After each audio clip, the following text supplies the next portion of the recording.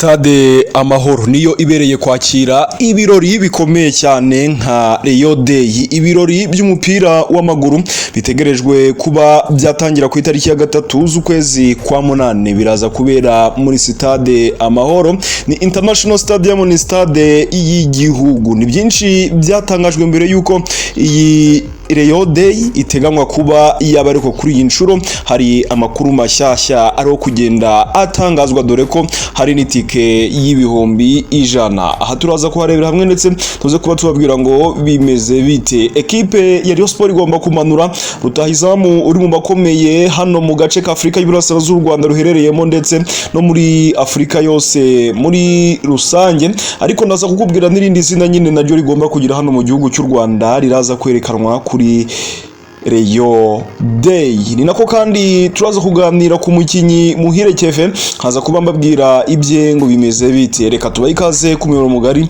ubategurira ndetse ukabagezaho amakuru y'imikino agezweho. Nimba ari ubwa mbere udukurikiye, ndakwibutsa gukanda subscribe kugira ngo ukomeze ubane natwe neza cyane. Twuse cyane rero, reka dutangire tukubwira ko rero amatike bitarenze kuri uyu wa gatanu araza kuba yasohotse. Amatike araza kuba yagiye hanze muri rusange. Ku munsi w'ejo mu masaha y'umugoroba nibwo habaye inama ikomeye cyane yahurije hamwe ubuyobozi bw'iyi ekipe yambara ubururu n'umweru ariyo Rayon Sport, hareberwa hamwe uburyo hashyirwaho amatike azorohera buri munyarwanda wese uzabasha kugera muri stade kuza kwihera ijisho ibirori bya Rio Day. Rio Day bizaba ari ibicika, dore ko muri iyi nama hagiye hanzurwamo byinshi bigiye bitandukanye. Bamwe bakomeje kugenda bibaza ati ese kuki amatike yatinze gusohoka, ese uburyo bwo kugura itike buzaba bumeze bute? Reka mbabwire ko uburyo bw'akanyenyeri ka Rayon Sport sibwo buzakoreshwa. Umureyo uhise utwumva ubwahise atekereza uburyo ki Rayon Sport igiye kuzibwa. Rayon Sport rero izakoresha uburyo busanzwe bukoreshwa hagurwa amatike muri iyi Stade Amahoro, ni uburyo bwa ticket.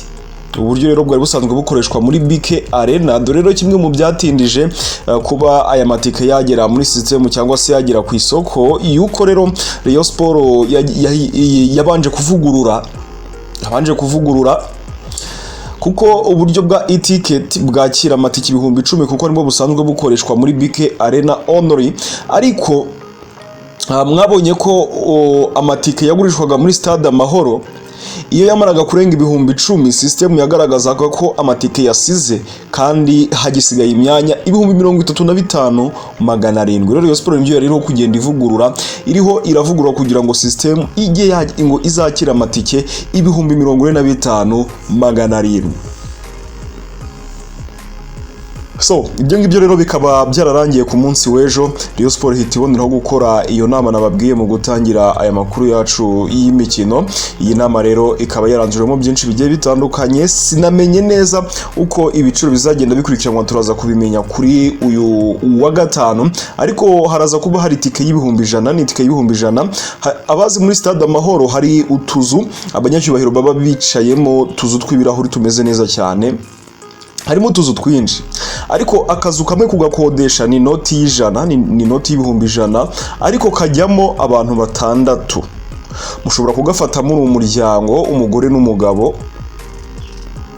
abantu bakundana mushobora kugafata muri ama couple 3, ukagenda mukenjoyinga muri VVIP y'ibirahuri nk'abayobozi kabisa. Namwe muriho muragenda murabikurikirana neza cyane rwose, ni nguryo bimeze. Amakuru dukesha umuvugizi wa ekipe ya Rayon Sport yamaze kuba atangaza ko rero kuri Rio Day hazaba hageze rutahizamu wa mbere muri kano karere ndetse no muri Afrika yose muri rusange, ndetse n'undi nawe udafite izina riremereye cyane ariko nawe ufite impano y'umupira w'amaguru.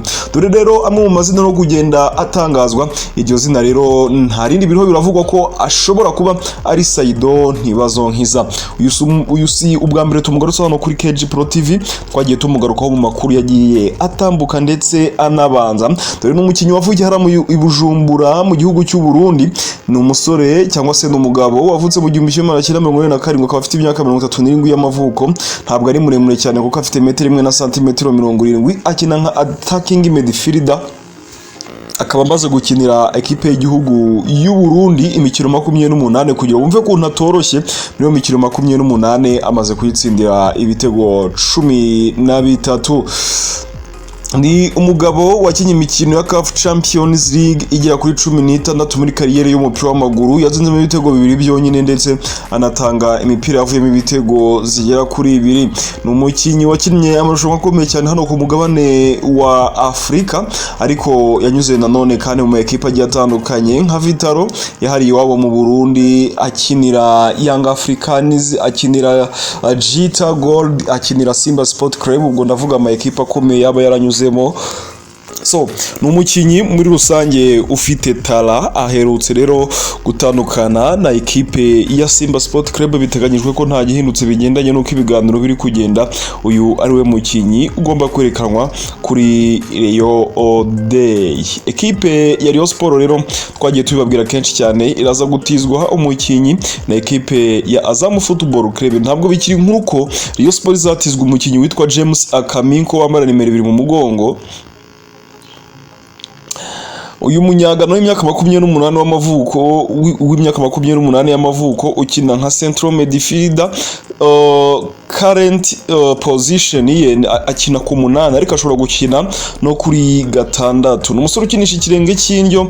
Biravuga ko rero ashobora kuza muri ekipe ya Rio Sport, aho yakinye imikino ya CAF Champions League ndetse na Premier League ya Afrika. Akaba amaze gukina Premier League ndetse akaba yarakinye CAF Confederation Cup, akaba ari nta gitego yatsinzemo mu mikino 3 yakinye, ariko akaba yaratanzemo assist imwe cyangwa se umupira wavuyemo igitego. Yakiniye amakipe agiye atandukanye, ntabwo tugiye kwitsa cyane kuri profile kuko twagiye tuyigaruka mu makuru yacu yabanje. Uyu ni umusore ugiye gutizwa ekipe ya Sport turutse muri Azam igakomeza kumuhemba ibihumbi 3 by'idolari, kuko Rio Sport yamaze kugaragaza imbogamizi zazo zishobora gutuma itahemba uyu musore witwa James Akaminko. Uyu nawe akaza kuba yerekanwa kuri Rio Day. Ndakwibutsa ko rero kuri Rio Day Rio Sport izakina na Azam izaba yaje mu Rwanda mu rwego rwo kwimenyereza ikibuga izakiniraho na ekipe ya APR. Azam ikaba izazana jeze 500 izatangira ubuntu ku bafana bazaza kwishikira ubwo izabikina na APR. Ni ngutyo bimeze. So gusa icyo twababwira kuri Rio Day kabisa, yuko ikintu cyitwa umuvundo ntabwo kizaba gihari. Murabona uno muhanda ugera kuri BK Arena cyangwa se nyine uno muhanda uca imbere y'amarembo manini ya Stade Amahoro ugera kuri BK Arena, nyine no muhanda wo kuri Two Shots. Muzi ko aho utangirira haba hafunze, ntabwo uba ukoreshwa. Uyu muhanda uzakoreshwa nka checking. Uwinjiramo wese unyuramo azacekingwa mu rwego rwo kurinda umuvundo kuri stade. Uri wese yinjira agomba kwinjirira, ubundi ibintu bigende neza, kandi imiryango ya stade yose izabifunguye. Ni ukuvuga ngo stade yose byibuze kugira ngo ekipe yakire umukino igomba kuba ifite abakozi batari munsi ya 500 bari muri protocol. Ibyo byose rero nibyo Rio Sport yo kugenda yorganiza ishyira ku murongo, kandi hazaba hari sport and entertainment, muzatramirwa na DJ Brian ndetse na Bushari Bushido. Ni nako kandi kuri Rio Day hazabanza umukino wa ekipe ya Rio Sport Women Football Club ndetse na ekipe zaba yaturutse mu gihugu cya Uganda.